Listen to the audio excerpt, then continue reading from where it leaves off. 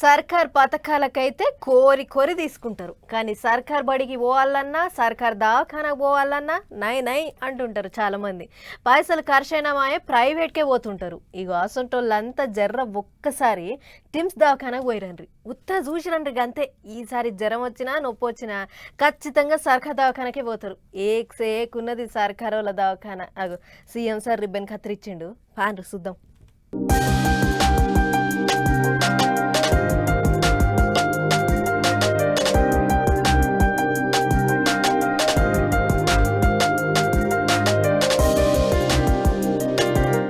మొత్తానికి ఆగో అట్లా రెండు తెలుగు రాష్ట్రాలలో నెంబర్ 1 సర్కారు దవాఖానా డాక్టర్ మర్రి చెన్నారెడ్డి టిమ్స్ దవాఖానా సీఎం సార్ చేతుల మీదంగా చాలా అయింది.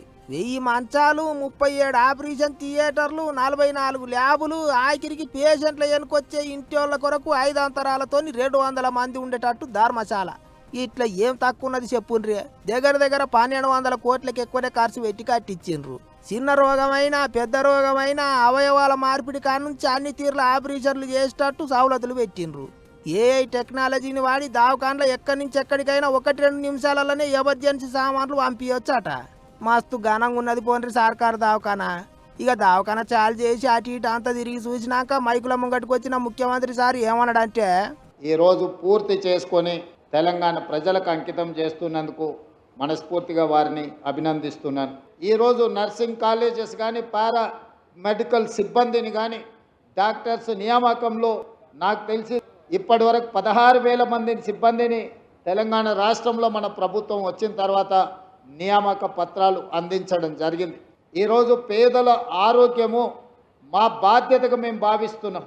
దీని ఖర్చు కిందనో సంక్షేమ పథకం కిందనో చూడట్లేదు. మేము భవిష్యత్తు కోసం పెట్టుబడి పెడుతున్నామని మేము భావిస్తున్నాం. అంతేకాదు గులాబీ లీడర్ల ముచ్చట్లకు సీఎం సార్ ఏమన్నాడో చూడండి. పొద్దున్నే లేస్తున్నారు, పగటి వేషగాళ్ళలాగా తయారవుతున్నారు, ఇక్కడికి వచ్చి హడావిడి చేస్తున్నారు. ఆ సనత్ నగర్ ఎమ్మెల్యే గారు కేటీఆర్ గారిని తీసుకొచ్చి హాస్పిటల్ అంతా అక్కడ ఇక్కడ కళ్ళు తిరిగిండు. ఇది మేమే కష్టపడి కట్టినాం, రేవంత్ రెడ్డి గారు ప్రారంభిస్తున్నాడని ఆరోపణ చేసి నాకేం అభ్యంతరం లేదు. వాళ్ళ ఆత్మ పరిశీలన చేసుకోవడానికన్నా పర్యటన పనికొస్తుంది. ఆ సనత్ నగర్ ఎమ్మెల్యే గారు చెప్పి ఈ వెనకాలనే ఎర్రగడ్డ మెంటల్ హాస్పిటల్ ఉంటుంది, ఒకసారి పోయి చూసిపోదామని. మనోనికి బుర్ర తక్కువ కదా, ఆలోచన ఉండదు కదా.